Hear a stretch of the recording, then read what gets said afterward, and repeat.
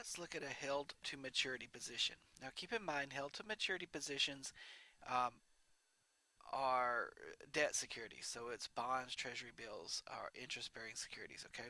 You cannot have a equity or a stock that is held to maturity because they don't have maturity dates. So held to maturity are your debt investments in debt positions or debt securities that you plan to hold until they physically mature.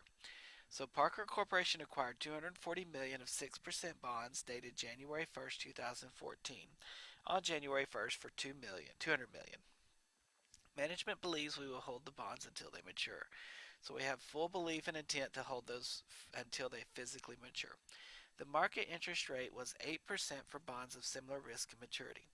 The company will receive interest semi-annually on June 30th and December 31st. As a result of the changing market conditions, the bonds had a fair value of on December 31st, 2014 of 215 million. So record the journal entry for the acquisition of the bonds on January 1st. So on January 1st, 2014, we go in and we actually purchase the bonds. Now again, this is an investment in bonds, so we're going to record just the investment in bonds. Now, here's where you have to be careful. Bonds pay out at their face value, so no matter what you actually pay for the investment, you always record the investment at fair value, or excuse me, at face value.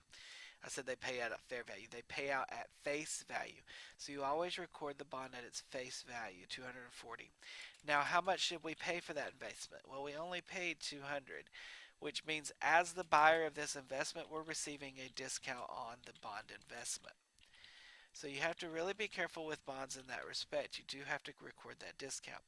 So every time we receive interest, remember a bond bears interest at 6%. That's the amount it actually pays.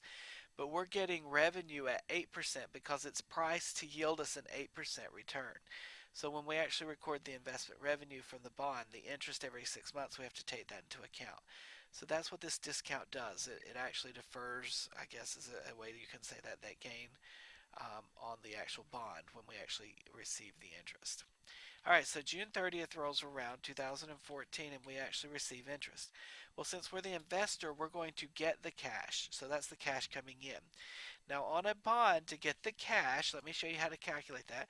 You're going to take the face value of the bond times the stated rate on the bond, 6%, times the time between interest periods. Remember, interest of 6% is every year.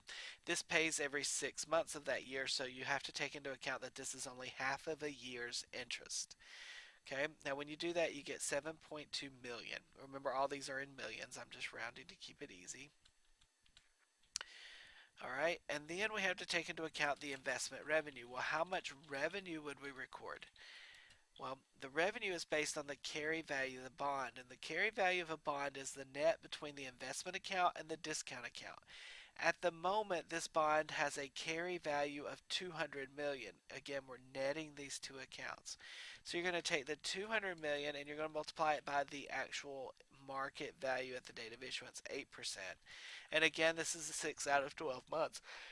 We're recording the interest payment after 6 months. Okay?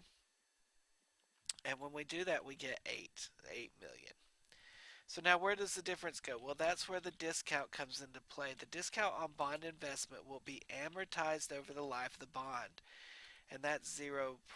Excuse me, 8. Okay. Now, December 31st, we receive another interest payment. Remember, it pays every 6 months, so what would we do? Well, no matter what, the cash on a bond is exactly the same, 7.2 million. Now, the investment revenue is going to change because remember, the revenue is based on the carry value of the bond.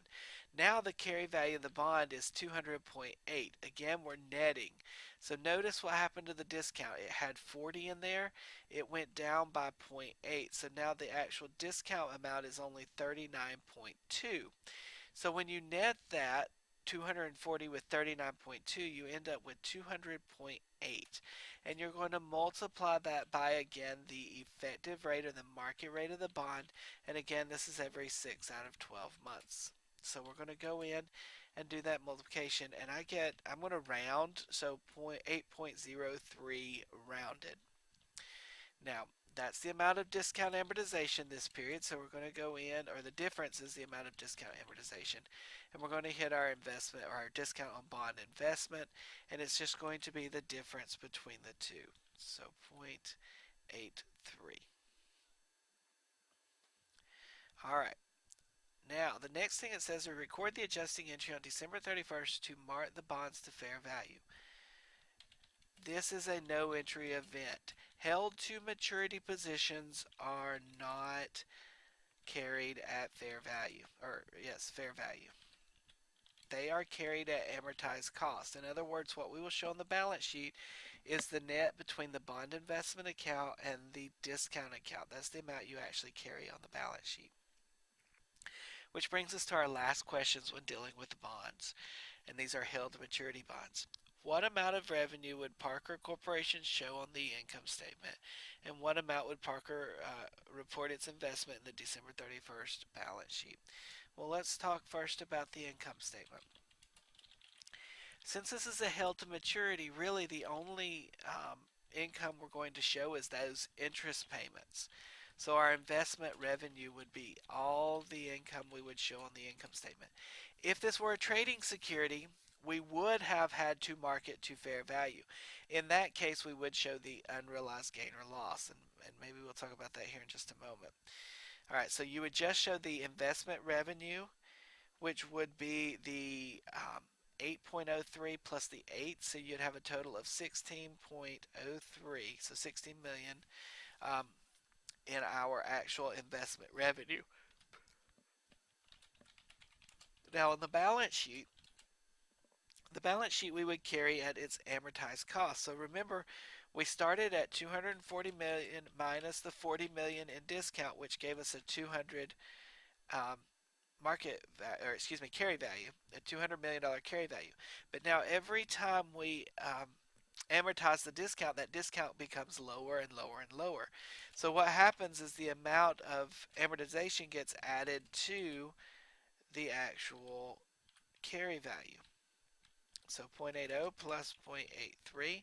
So that's going to bring us to 201.63. That would actually be the carry value of the bond, the amortized cost of the bond. Okay, if I could draw on this page, I would show you how that works with the T accounts. But basically what happens here is the bond investment is always carried at 240. And notice that was a debit balance. Well, if you look at the discount, we started at a balance of 40 on the discount, but then we amortized the 0.8 and the 0.83. So right now, if you were to look, you would have a 38.37 credit balance in the discount. So when you net those two, when you take the 240 minus the 3837, that gives you the 201.63. So that's what I mean by amortized cost. We actually net those two accounts together, and that will give you the value of the bond that we would be carrying. Okay. Now, if this were a trading security or available for sale, we would have to mark it to fair value because debt positions can be carried as trading securities. Okay, so if we were going to do that, we would actually do something that looks like this. So let's pretend that on December 31st, this is a trading security. So up to that point, I'm going to be honest, if it were trading or available for sale, every other entry would be exactly the same. There would be no difference. What would change though would be this final entry. So let's copy this over and let's create a little bit of a new scenario here. What would happen if this were a trading security? So instead of holding this to maturity, we're trading it for the short-term gains or losses on the account. So let's see, what would that actually do to our accounting? Well, in that case, if it is a trading security, on December 31st, we would have to mark it to fair value. Trading securities are marked to fair value. So when we look, we notice that fair value is 215 million. So fair value at this point in time equals 215. So how would we treat this trading security? In order to figure that out, what we have to do is we have to look at the difference between our carry value of the bond and the actual fair value. Now we've already calculated that carry value as of December 31st would equal the 201.63. That's what the position is valued at currently on our on our balance sheet. So what we'd actually do is compare the two, and notice that 215 is greater than the 201. So we would actually have a gain. If we were to sell this today, we would have a gain.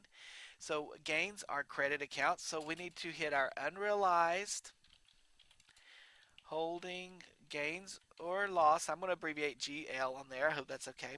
Now here again, this is on the income statement. So you have to denote, since it's a trading security, this would show up on our income statement. And since we're increasing the fair value, we would hit fair value adjustment. We're increasing the balance sheet up to the 215. That's the amount we would carry our asset at if this were a trading security. And then we're going to do that for 13.37. That's the difference, or the gain. That's the difference between our fair value and our carry value. If the fair value is greater than carry value, you'd have a gain. If the fair value is less than carry value, you would take a loss. Okay? So it begs the question, if this had been a trading security, the balance sheet and the income statement would look a little bit different. The income statement would still include the investment revenue, just like before, of 16.03. That does not change. Now the difference here, we would also include the unrealized gain or loss coming in at 13.37. So the total amount we would show on our actual income statement, if this were a trading position, would be 29.4. So notice the difference there. If it is a trading security, the income, not only do we show that periodic interest like we would have to, you also would show the unrealized gain or loss, so you'd show 29.4. Now what about our balance sheet? How would our balance sheet be different? Well, instead of carrying it at the carry value of 201.63, we would actually carry it at fair value. So on our balance sheet, we would report these at 215 million. That's the amount we would carry them at on the balance sheet. So notice the difference here. If this were a held to maturity, there would be no fair value adjustment. The balance sheet would be carried at amortized cost, and the only revenue we would show would be the investment revenue, or the periodic interest. If it were a trading security, notice we would have to mark the position at fair value. And for a bond, when you mark it to fair value, you compare the fair value versus the carry value of the bond to get your gain or loss. Then on our income statement, we would show a total of 29.4. It would be the 13.37 in unrealized holding gains or losses and the 16.3 in investment revenue. On the balance sheet, if this were a trading security, you would carry it at fair value at 215. Okay. Now, how would this look different if this were an available for sale? So let's copy this and do one more time here. How would it look different if this were an available for sale position? So we were carrying this for long term, not to maturity, but for long term speculation. If this were available for sale security, and that should be hyphenated, I know, what would be the difference? Well, if this were available for sale, a big difference here would be that you would hit OCI. Everything else would remain constant except the adjusting entry. We would mark it to fair value. The gain or loss would still be 13.37. The difference is you would hit OCI. Again, this is if it's an available for sale security, you would hit OCI. Now, again, the gain or loss was calculated the same way, 215 versus 201.63. Here's a big difference. On the income statement, investment revenue would still be 1603. However, that is all we would show on the income statement. Okay? Why is that? Well, because you do not include the unrealized gain on in the investment, or unrealized holding gain in our income statement. On the other comprehensive income statement, you would actually show the 13.37. So it would be in two different places. It would not show up in the body of our net income.